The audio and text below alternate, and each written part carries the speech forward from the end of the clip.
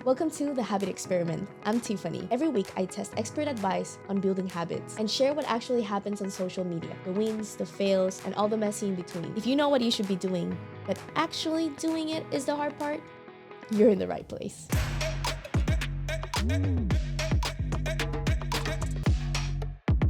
Before we start putting up all the different episodes with the guest speakers, I think it's relevant for me to tell you the story behind the Habit Experiment, how this podcast came to be, how the idea came to be, what are we going to be talking about, and what the heck do I have to do with habits. I moved to Toronto when I was 19 years old, and to put you into the context of it all, because of COVID-19, I had been studying online for 2 years straight. So my transition between high school to college was online. My whole responsibility during that time was just stay at home, open my computer, and study. But when I moved to Toronto, everything changed completely, all of a sudden. I started going to in-person classes for the first time after 2 years. I started my first job ever in my entire life. I went to a new country, new people, new language, new culture, new food, everything that comes with moving abroad as a young adult and not knowing anything to suddenly having to figure it out all. It also came with new responsibilities. And I think you know where I'm getting at already, like literally adulting 101. Cooking, cleaning, laundry, different things that are so important to your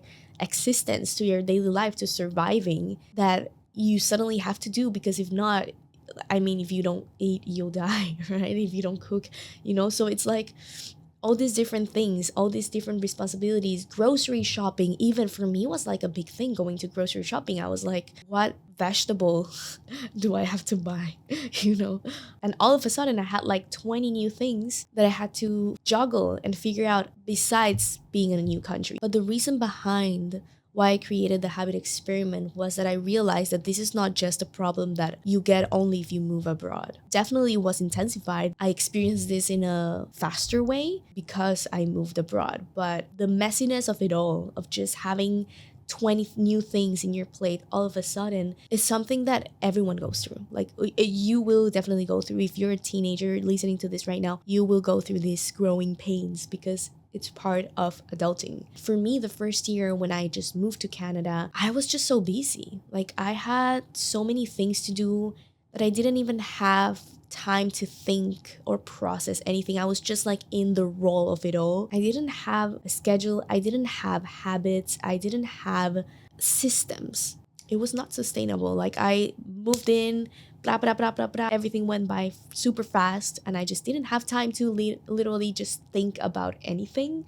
Didn't have time to build systems, and that's how life is. On the second year, I started experiencing burnout because of this. I was tired all the time. Things felt like they started slipping out of my hands, and it was crazy because I started adopting all these unhealthy coping mechanisms just to cope with the life and the busy life and all the changes that came with that. Just to give you some examples, I started skipping meals because it was just easier to skip a meal than to cook and go grocery shopping. I think the worst habit that I ended up adopting with this during this time was sleeping at 3 a.m. every single day. Like, I couldn't sleep earlier than that. I would doom scroll on social media just to relax a little bit, just to feel less tired, to procrastinate even. I started living in this like zombie mode or like autopilot mode where, there was just like a growing list of unhealthy habits that were just like piling up. So on the third year, I realized that this was definitely not sustainable, not helping at all. I was tired all the time. I was sleeping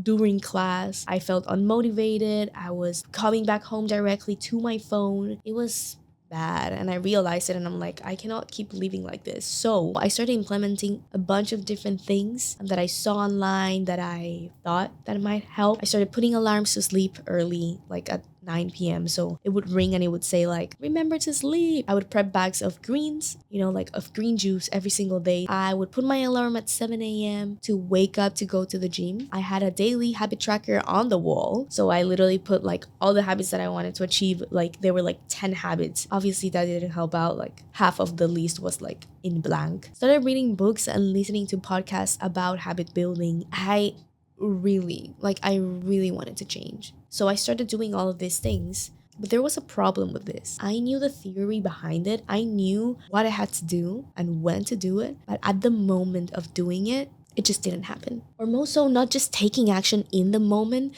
but maintaining the action for over a week. Just to give you an example, on Monday, I would enter with whole motivation. Like I would be like, yes, this week's gonna be different. I'm gonna be doing so many new things, blah, blah, blah, blah, blah. I was so consistent for 3 days. And then suddenly something happened, life happens because life is going to happen. And just because of that, I would feel guilty for not doing it well or not doing it perfect. And then I would throw everything to the trash and say, let's start well next Monday again. And just hoping that magically it would just go well for that week. And I just ended up in a loop of guilt. Every time I try to do something, I had motivation at first. And then when I failed, I went back to having guilt and feeling guilty. And then again and again and again and again. And it happened a bunch of times with a bunch of different habits. I think that what impacted me the most out of all of this was not just the process of trying to build habits and failing, but it got to a point where I became less and less confident that I would ever be able to break those bad habits. I stopped even believing that I could, at one point in my life, come out of that toxic loop.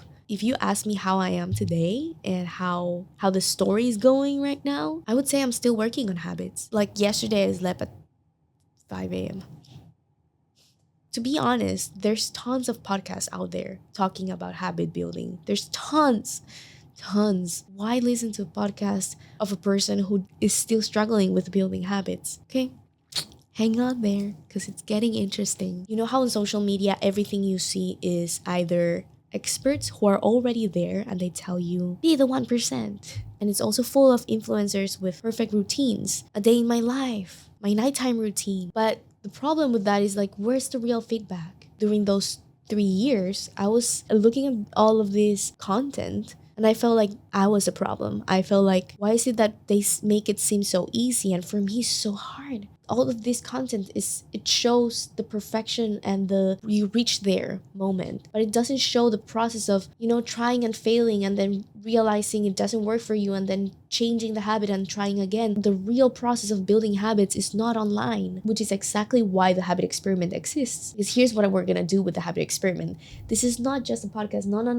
We will have guests. We will have experts coming in on the podcast every single week, and they will be sharing with us techniques and practical tools on how to build habits. And they will suggest us a habit experiment that we can try during the next week. And I'll be documenting that habit experiment. I'll be documenting the ups and downs, the fails, the wins at the Habit Experiment Pod on Instagram. And I want you to tag along. I want you to also build that habit with me or try out that technique with me. We're all different. We all have different lives. We all have different routines and different preferences. One technique is not gonna work for all of us, but that's the process of building habits. It's experimenting with it and adjusting and changing. We'll keep each other accountable. We'll figure this out together. That's what this project is all about. Remember that progress is built of messy, small, little steps every single day that will get you there, that will get us there. Are you ready to experiment?